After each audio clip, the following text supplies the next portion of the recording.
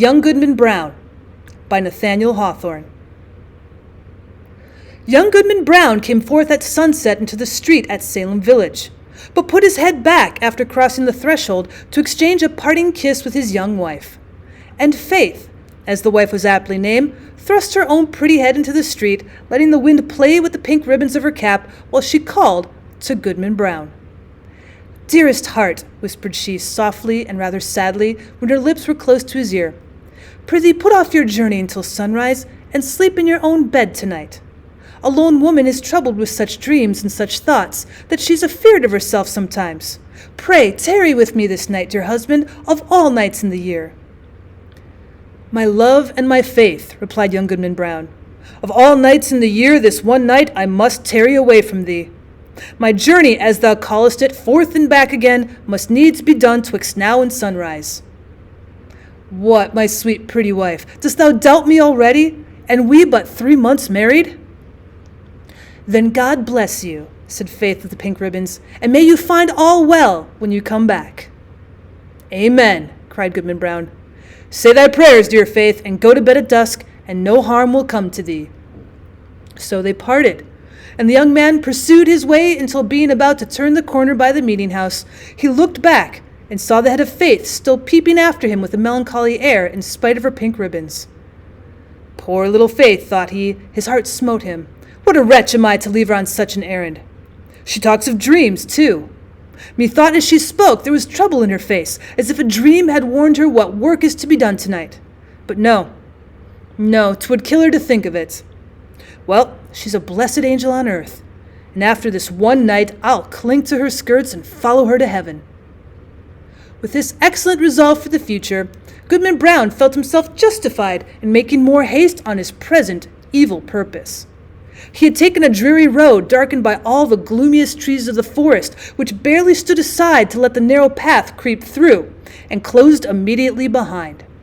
It was all as lonely as could be, and there is this peculiarity in such a solitude that the traveler knows not who may be concealed by the innumerable trunks and the thick boughs overhead, so that with lonely footsteps he may yet be passing through an unseen multitude.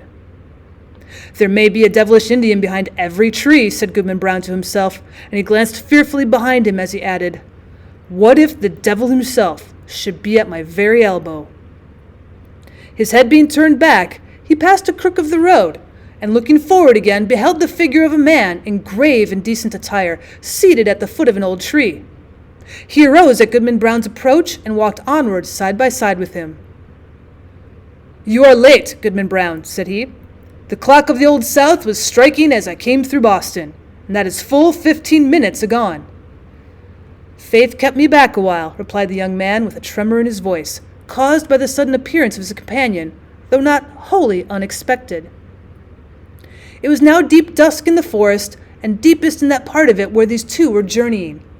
As nearly as could be discerned, the second traveler was about 50 years old, apparently in the same rank of life as Goodman Brown, and bearing a considerable resemblance to him, though perhaps more in expression than features.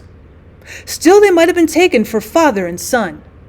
And yet, though the elder person was as simply clad as the younger, and as simple in manner too, he had an indescribable air of one who knew the world, and who would not have felt abashed at the governor's dinner table or in King William's court, were it possible that his affairs should call him thither.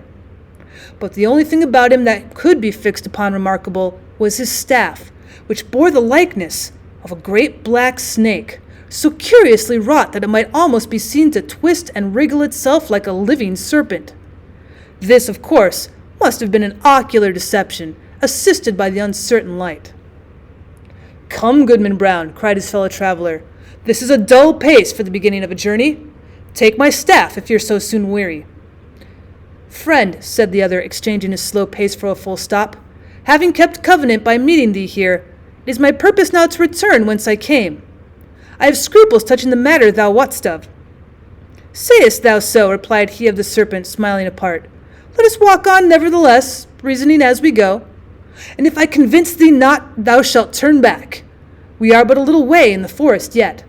"Oh, too far, too far!" exclaimed the goodman, unconsciously resuming his walk.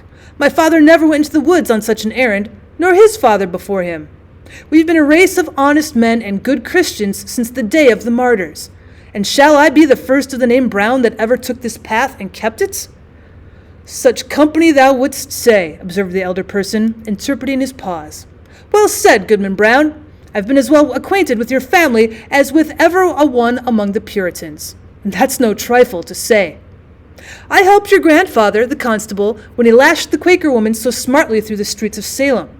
And it was I that brought your father the pitch pine knot, kindled at my own hearth, to set fire to an Indian village in King Philip's War. They were my good friends, both, and many a pleasant walk we've had along this path, and returned merrily after midnight. I would fain be friends with you for their sake. If it be as thou sayest, replied Goodman Brown, I marvel they never spoke of these matters. Or, verily, I marvel not, seeing that the least rumor of the sort would have driven them from New England.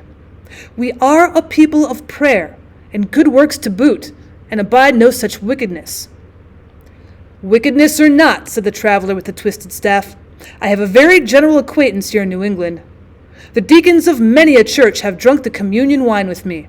The selectmen of divers towns make me their chairman, and a majority of the great and general court are firm supporters of my interest.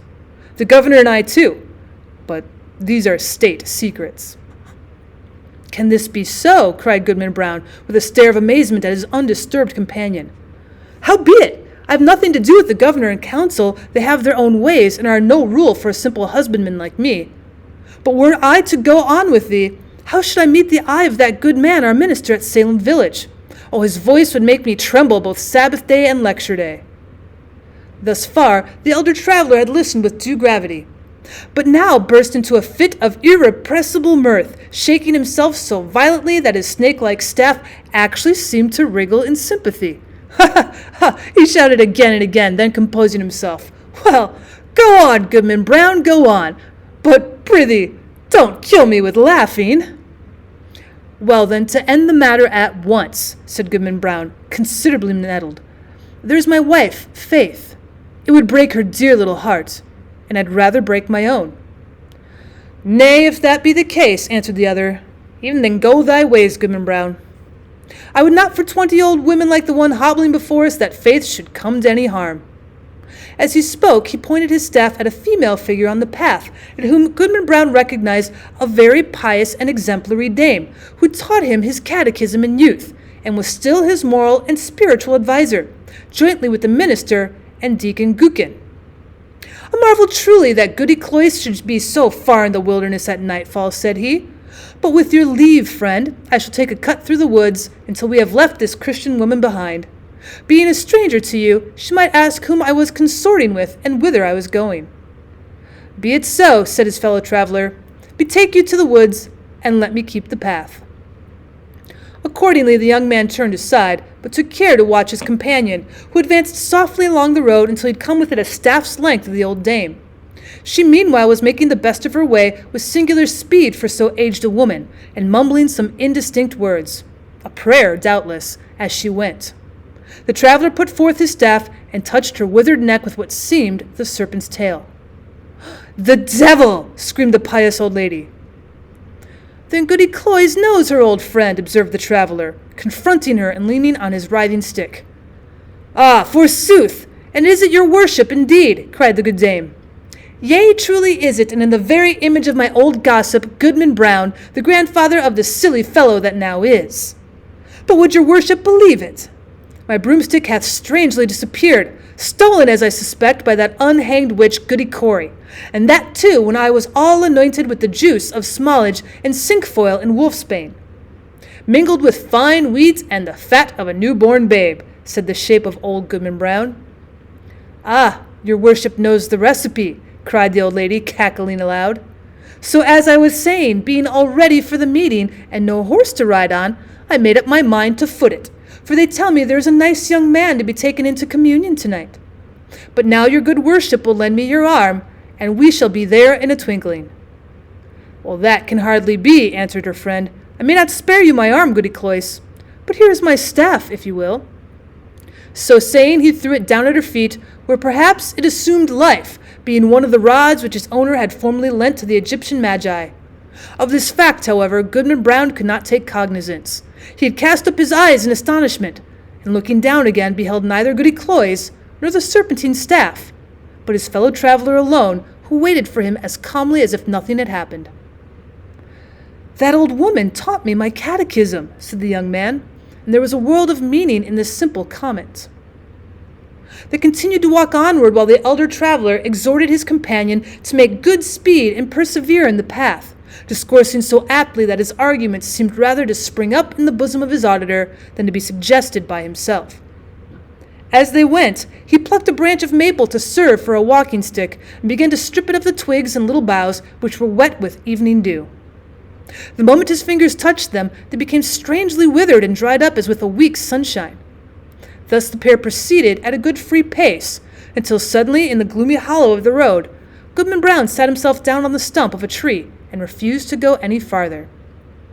"Friend," said he stubbornly, "my mind is made up. Not another step will I budge on this errand. What if a wretched old woman do choose to go to the devil, when I thought she was going to heaven? Is that any reason why I should quit my dear faith and go after her?" "You will think better of this by and by," said his acquaintance composedly. "Sit here and rest yourself a while. When you feel like moving again, there is my staff to help you along." Without more words, he threw his companion the maple stick, and was as speedily out of sight as if he had vanished into the deepening gloom. The young man sat a few moments by the roadside, applauding himself greatly and thinking how clear a conscience he should meet the minister in his morning walk, nor shrink from the eye of good old Deacon Gookin. And what calm sleep would be his that very night, which was to have been spent so wickedly, but so purely and sweetly now in the arms of faith. Amidst these pleasant and praiseworthy meditations, Goodman Brown heard the tramp of horses along the road, and deemed it advisable to conceal himself within the verge of the forest, conscious of the guilty purpose that had brought him thither, though now so happily turned from it. On came the hoof tramps and the voices of the riders, two grave old voices conversing soberly as they drew near. These mingled sounds appeared to pass along the road within a few yards of the young man's hiding place, but owing doubtless to the depth of the gloom of that particular spot, neither the travelers nor their steeds were visible. Though their figures brushed the small boughs by the wayside, it could not be seen that they intercepted, even for a moment, the faint gleam from the strip of bright sky athwart which they must have passed. Goodman Brown alternately crouched and stood on tiptoe, pulling aside the branches and thrusting forth his head as far as he durst without discerning so much as a shadow. It vexed him the more, because he could have sworn, were such a thing possible, that he recognized the voices of the minister and Deacon Gookin jogging along quietly as they were wont to do when bound to some ordination or ecclesiastical council. While yet within hearing, one of the riders stopped to pluck a switch. "Of the two, reverend sir," said the voice like the deacon's, "I'd rather miss an ordination dinner than tonight's meeting. They tell me that some of our community are to be here from Falmouth and beyond, and others from Connecticut and Rhode Island, besides several of the Indian powwows, who after their fashion know almost as much deviltry as the best of us. Moreover, there's a goodly young woman to be taken into communion." "Mighty well, Deacon Gookin," replied the solemn old tones of the minister. "Spur up, or we shall be late. Nothing can be done, you know, until I get on the ground." The hoofs clattered again, and the voices, talking so strangely in the empty air, passed on through the forest, where no church had ever been gathered or solitary Christian prayed. Whither, then, could these holy men be journeying so deep into the heathen wilderness? Young Goodman Brown caught a hold of a tree for support, being ready to sink down on the ground, faint and overburdened with the heavy sickness of his heart. He looked up to the sky, doubting whether there really was a heaven above him. Yet there was the blue arch, and the stars brightening in it. "With heaven above and faith below, I will yet stand firm against the devil," cried Goodman Brown. While he still gazed upward into the deep arch of the firmament, and had lifted his hands to pray, a cloud that no wind was stirring hurried across the zenith and hid the brightening stars. The blue sky was still visible except directly overhead, where this black mass of cloud was sweeping swiftly northward. Aloft in the air, as if from the depths of the cloud, came a confused and doubtful sound of voices. Once the listener fancied that he could distinguish the accents of townspeople of his own, men and women both pious and ungodly, many of whom he had met at the communion table, and had seen others rioting in the tavern. Next moment, so indistinct were the sounds, he doubted whether he had heard aught but the murmur of the old forest, whispering without a wind. Then came a stronger swell of those familiar tones heard daily in the sunshine at Salem Village, but never until now from a cloud of night. There was one voice of a young woman uttering lamentations, yet with an uncertain sorrow, and entreating for some favor, which perhaps it would grieve to her to obtain. And all the unseen multitude, both saints and sinners, seemed to encourage her onward. "Faith!" shouted Goodman Brown in a voice of agony and desperation, and the echoes of the forest mocked him, crying, "Faith! Faith!" as if bewildered wretches were seeking her all through the wilderness. The cry of grief, rage, and terror was yet piercing the night when the unhappy husband held his breath for a response. There was a scream drowned immediately in a louder murmur of voices, fading into far-off laughter, as the dark clouds swept away, leaving the clear and silent sky above Goodman Brown. But something fluttered lightly down through the air and caught on the branch of a tree. The young man seized it and beheld a pink ribbon. "My faith is gone," cried he, after one stupefied moment. "There's no good on earth, and sin is but a name. Oh, come, devil, for to thee is this world given." And maddened with despair, so that he laughed loud and long, did Goodman Brown grasp his staff and set forth again, at such a rate that he seemed to fly along the forest path rather than to walk or run. The road grew wilder and drearier and more faintly traced, and vanished at length, leaving him in the heart of the dark wilderness, still rushing onward with the instinct that guides mortal man to evil. The whole forest was peopled with frightful sounds, the creaking of the trees, the howling of wild beasts, and the yell of Indians, while sometimes the wind tolled like a distant church bell, and sometimes gave a broad roar around the traveler as if all nature were laughing him to scorn. But he was himself the chief horror of the scene, and shrank not from its other horrors. "Ha ha!" roared Goodman Brown when the wind laughed at him. "Let us hear which will laugh loudest. Think not to frighten me with your deviltry. Come, witch! Come, wizard! Come, Indian powwow! Come, devil himself! Here comes Goodman Brown. You may as well fear him as he fear you." In truth, all through the haunted forest there could be nothing more frightful than the figure of Goodman Brown. On he flew among the black pines, brandishing his staff with frenzied gestures, now giving vent to an inspiration of horrid blasphemy, and now shouting forth such laughter as set all the echoes of the forest laughing like demons around him. The fiend in his own shape is less hideous than when he rages in the breast of man. Thus sped on the demoniac on his course, until, quivering in the trees, he saw a red light before him, as when the felled trunks and branches of a clearing have been set on fire and throw up their lurid blaze against the sky at the hour of midnight. He paused in a lull of the tempest that had driven him onward, and heard the swell of what seemed a hymn, rolling solemnly from a distance with the weight of many voices. He knew the tune. It was a familiar one in the choir of the village meeting-house. The verse died heavily away and was lengthened by a chorus, not of human voices, but of all the sounds of the benighted wilderness pealing in the awful harmony together. Goodman Brown cried out, and his cry was lost to his own ear by its unison with the cry of the desert. In the interval of silence he stole forward until the light glared full upon his eyes. At one extremity of an open space, hemmed in by the dark wall of the forest, rose a rock, bearing some rude natural resemblance either to an altar or a pulpit, and surrounded by 4 blazing pines, their tops aflame, their stems untouched, like candles at an evening meeting. The mass of foliage that had overgrown the summit of the rock was all on fire, blazing high into the night and fitfully illuminating the whole field. Each pendant twig and leafy festoon was in a blaze. As the red light rose and fell, a numerous congregation alternately shone forth, then disappeared in shadow, and again grew, as it were, out of the darkness, peopling the heart of the solitary woods at once. "A grave and dark-clad company," quoth Goodman Brown. In truth, they were such. Among them, quivering to and fro between gloom and splendor, appeared faces that would be seen next day at the council board of the province, and others which, Sabbath after Sabbath, looked devoutly heavenward and benignantly on the crowded pews from the holiest pulpits in the land. Some affirmed that the lady of the governor was there. At least there were hard dames, well known to her, and wives of honored husbands, and widows a great multitude, and ancient maidens, all of excellent repute, and fair young girls, who trembled lest their mothers should spy them. Either the sudden gleams of light flashing over the obscure field bedazzled Goodman Brown, or he recognized a score of the church members of Salem Village famous for their especial sanctity. Good old Deacon Gookin had arrived and waited at the skirts of that venerable saint, his revered pastor.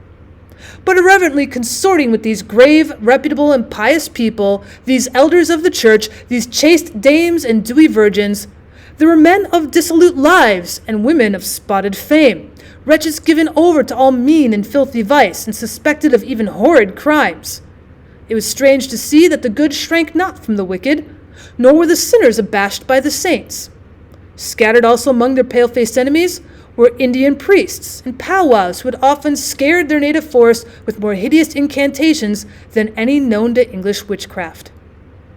But where is faith? Thought Goodman Brown, and as hope came into his heart, he trembled. Another verse of the hymn arose, a slow and mournful strain, such as the pious love, but joined to words which expressed all that our nature can conceive of sin, and darkly hinted at far more. Unfathomable to mere mortals is the lore of fiends. Verse after verse was sung, and still the chorus of the desert swelled between like the deepest tone of a mighty organ, and with the final peal of that dreadful anthem, there came a sound, as if the roaring wind, the rushing streams, the howling beasts, and every other voice of unconcerted wilderness were mingling and according with the voice of guilty man in homage to the Prince of all. The four blazing pines threw up a loftier flame, and obscurely discovered the shapes and visages of horror on the smoke wreaths above the impious assembly. At the same moment the fire on the rock shot redly forth, and formed a glowing arch above its base, where now appeared a figure. With reverence be it spoken, the figure bore no slight similitude, both in garb and manner, to some grave divine of the New England churches. "Bring forth the converts," cried a voice that echoed through the field and rolled into the forest. At the word, Goodman Brown stepped forth from the shadow of the trees and approached the congregation, with whom he felt a loathful brotherhood by the sympathy of all that was wicked in his heart. He could have well nigh sworn that the shape of his own dead father beckoned him to advance, looking downward from a smoke wreath, while a woman with dim features of despair threw out her hand to warn him back. Was it his mother? But he had no power to retreat one step, nor to resist, even in thought, when the minister and good old Deacon Gookin seized his arms and led him to the blazing rock. Thither came also the slender form of a veiled female, led between Goody Cloyse, that pious teacher of the catechism, and Martha Carrier, who had received the devil's promise to be the queen of hell. A rampant hag was she, and there stood the proselytes beneath the canopy of fire. "Welcome, my children, to the dark figure, to the communion of your race. Ye have found thus young your nature and your destiny. My children, look behind you." They turned, and flashing forth as it were in a sheet of flame, the fiend worshippers were seen. The smile of welcome gleamed darkly on every visage. "There," resumed the sable form, "are all whom ye have reverenced from youth. Ye deemed them holier than yourselves, and shrank from your own sin, contrasting it with their lives of righteousness and prayerful aspirations heavenward. Yet here are they all in my worshipping assembly. This night it shall be granted you to know their secret deeds, how hoary-bearded elders of the church have whispered wanton words to the young maids of their households. How many a woman, eager for widow's weeds, was given her husband a drink at bedtime and let him sleep, his last sleep, in her bosom. How beardless youths have made haste to inherit their father's wealth, and how fair damsels, blush not, sweet ones, have dug little graves in the garden, and bidden me the sole guest to an infant's funeral. By the sympathy of your human hearts for sin, ye shall scent out all of the places, whether in church, bedchamber, street, field, or forest, where crime has been committed, and shall exult to behold the whole earth one stain of guilt, one mighty blood spot. Far more than this. It shall be yours to penetrate in every bosom the deep mystery of sin, the fountain of all wicked arts, and which inexhaustibly supplies more evil impulses than human power, than my power at its utmost can make manifest in deeds. And now, my children, look upon each other." They did so, and by the blaze of the hell-kindled torches, the wretched man beheld his faith, and the wife her husband, trembling before that unhallowed altar. "Lo, there ye stand, my children," said the figure, in a deep and solemn tone, almost sad with its despairing awfulness, as if his once angelic nature could yet mourn for our miserable race. "Depending upon one another's hearts, ye had still hoped that virtue were not all a dream. Now are ye undeceived. Evil is the nature of mankind. Evil must be your only happiness. Welcome again, my children, to the communion of your race." "Welcome," repeated the fiend worshippers in one cry of despair and triumph. And there they stood, the only pair, as it seemed, who were yet hesitating on the verge of wickedness in this dark world. A basin was hollowed naturally in the rock. Did it contain water, reddened by the lurid light? Or was it blood? Or perchance a liquid flame? Herein did the shape of evil dip his hand and prepare to lay the mark of baptism upon their foreheads, that they might be partakers of the mystery of sin, more conscious of the secret guilt of others, both in deed and thought, than they could now be of their own. The husband cast one look at his pale wife, and Faith at him. What polluted wretches would the next glance show them to each other, shuddering alike at what they disclosed and what they saw? "Faith! Faith!" cried the husband. "Look up to heaven! Resist the wicked one!" Whether Faith obeyed, he knew not. Hardly had he spoken when he found himself amid calm night and solitude, listening to a roar of the wind which died heavily away through the forest. He staggered against the rock and felt it chill and damp, while a hanging twig that had been all on fire besprinkled his cheek with the coldest dew. The next morning, young Goodman Brown came slowly into the street of Salem Village, staring around him like a bewildered man. The good old minister was taking a walk along the graveyard to get an appetite for breakfast and meditate his sermon, and bestowed a blessing as he passed on Goodman Brown.